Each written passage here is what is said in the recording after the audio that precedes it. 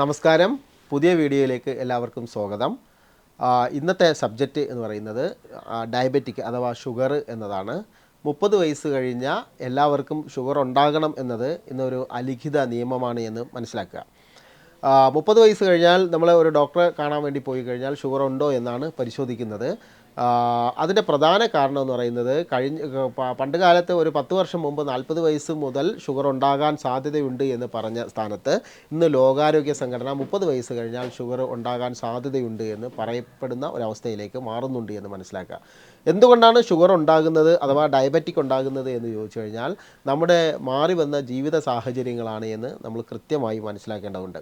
അപ്പോൾ അതിനെ ശരിക്കും നമ്മൾ ചെയ്യേണ്ടത് കാർബോഹൈഡ്രേറ്റ് അടങ്ങുന്ന ഭക്ഷണ സാധനങ്ങളാണ് ഇന്നുണ്ടായിക്കൊണ്ടിരിക്കുന്ന ഒട്ടുമിക്ക ജീവിതശൈലി രോഗങ്ങൾക്കും അടിസ്ഥാനമെന്ന് പറയുന്നത് കാർബോഹൈഡ്രേറ്റ് അടങ്ങുന്ന ഭക്ഷണ സാധനങ്ങളാണ് എന്ന് മനസ്സിലാക്കുക. അഥവാ ധാന്യാഹാരങ്ങൾ അടങ്ങുന്ന ഭക്ഷണ സാധനങ്ങളാണ് എന്ന് നമ്മൾ മനസ്സിലാക്കണം. അപ്പോൾ അതുകൊണ്ട് ധാന്യാഹാരങ്ങളുടെ അളവ് കുറയ്ക്കാതെ ഒരു കാരണവശാലും ഡയബറ്റിക്കിനെ കൺട്രോൾ ചെയ്യുവാൻ സാധിക്കുന്നതല്ല.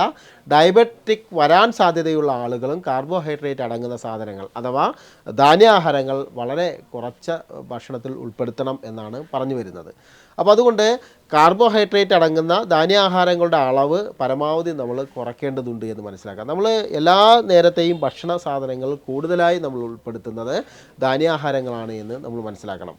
അതിൽ പച്ചക്കറികളും പഴവർഗ്ഗങ്ങളും ഇലക്കറികൾ കൂടി നമ്മളെ ഭക്ഷണത്തിൽ നിർബന്ധമായി ഉൾപ്പെടുത്തേണ്ടതുണ്ട്. പച്ചക്കറികളിലാണെങ്കിൽ വേവിച്ച പച്ചക്കറികളും വേവിക്കാത്ത പച്ചക്കറികളും ധാരാളം നമ്മളെ ഭക്ഷണത്തിൽ നിർബന്ധമായും നമ്മൾ ഉൾപ്പെടുത്തേണ്ടതുണ്ട് എന്ന് മനസ്സിലാക്കുക. അപ്പോൾ അതുകൊണ്ട് വേവിച്ച ഭക്ഷണങ്ങളും വേവിച്ച പച്ചക്കറികളും വേവിക്കാത്ത പച്ചക്കറികളും ഇലക്കറികളും നമ്മൾ നിർബന്ധമായും ഭക്ഷണത്തിൽ ഉൾപ്പെടുത്തിയാൽ മാത്രമേ ഡയബറ്റിക്കിനെ നമുക്ക് കൺട്രോൾ ചെയ്യാൻ സാധിക്കുകയുള്ളൂ എന്ന് മനസ്സിലാക്കണം.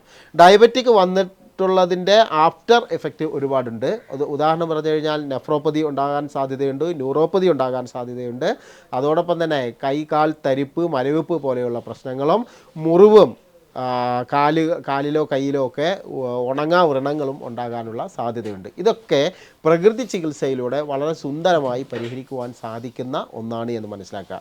ചിട്ടയായ ജീവിതശൈലിയും ചിട്ടയായ വ്യായാമത്തിലൂടെ കൃത്യമായി നമുക്ക് ഡയബറ്റിക്കിനെ കൺട്രോൾ ചെയ്യുവാനും സാധിക്കും. അതിൻ്റെ ആഫ്റ്റർ എഫക്റ്റുകളെ പരിഹരിക്കുവാനും സാധിക്കുമെന്ന് മനസ്സിലാക്കുക.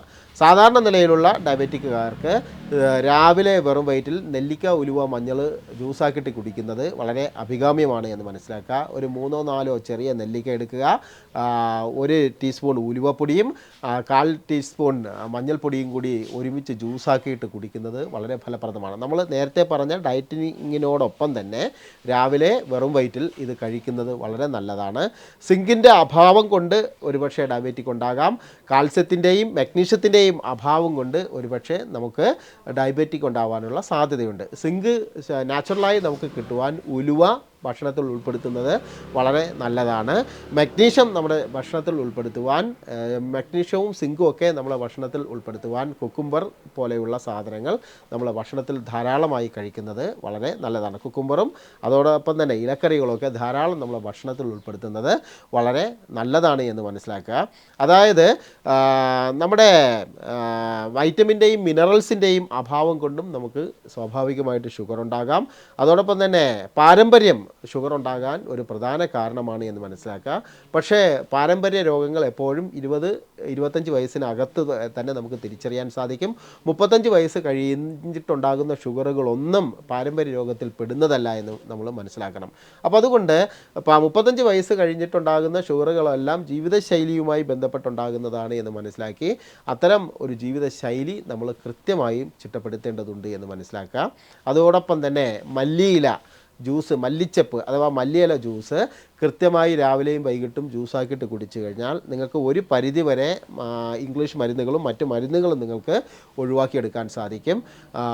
അതുപോലെ തന്നെ നമ്മൾ മനസ്സിലാക്കേണ്ട ഒന്നാണ്, നടത്തം ഒരു പ്രധാനപ്പെട്ട ഒരു വ്യായാമ മുറയാണ്. പ്രത്യേകിച്ച് ഷുഗറുള്ള ആളുകൾക്ക് ജോയിൻറ്റുകൾ അനങ്ങുന്ന രീതിയിലുള്ള എക്സസൈസുകളും എല്ലാ ജോയിൻറ്റുകളും അനങ്ങുന്ന രീതിയിലുള്ള എക്സസൈസുകളും അതോടൊപ്പം തന്നെ പുല്ലിലൂടെയോ മണലിലൂടെയോ നമ്മൾ നടക്കുന്നതും വളരെ നല്ലതാണ് എന്ന് മനസ്സിലാക്കുക. ഷുഗർ വന്ന് കാല് സോഫ്റ്റായിട്ട് കാലിൻ്റെ ആ ഭാഗങ്ങൾ സോഫ്റ്റായിട്ടുള്ള ആളുകൾ നിർബന്ധമായി ചെരുപ്പ് ധരിക്കാൻ ശീലിക്കണം. ചെരുപ്പ് നിർബന്ധമായി ധരിച്ചുകൊണ്ടേ പുറത്തിറങ്ങാൻ പാടുള്ളൂ എന്ന് നമ്മൾ മനസ്സിലാക്കുക. ഇത്തരം സംഗതികളൊക്കെ നിങ്ങൾ ജീവിതത്തിൽ പകർത്തി കഴിഞ്ഞാൽ ഷുഗർ വരാതിരിക്കാനും നല്ലതാണ്, വന്ന ആളുകൾക്ക് കൺട്രോൾ ചെയ്യുവാനും അതോടൊപ്പം തന്നെ ഇൻസുലിനും ടാബ്ലറ്റിൻ്റെയും അളവുകൾ കുറയ്ക്കുവാനും വളരെ സഹായകരമാണ് എന്ന് മനസ്സിലാക്കുക. പ്രകൃതി ചികിത്സയിലൂടെ ധാരാളം ആളുകൾക്ക് ഷുഗർ കൺട്രോൾ ആയിട്ടുണ്ട്. അവർ കഴിച്ചുകൊണ്ടിരിക്കുന്ന ഇൻസുലിനും ടാബ്ലറ്റും ഒക്കെ ഒഴിവാക്കിക്കൊണ്ട് ജീവിതശൈലി മാത്രം ചിട്ടപ്പെടുത്തിക്കൊണ്ട് അവർക്ക് എല്ലാ മരുന്നുകളിൽ നിന്നും ഒഴിവാക്കുവാനും സാധിച്ചിട്ടുണ്ട്.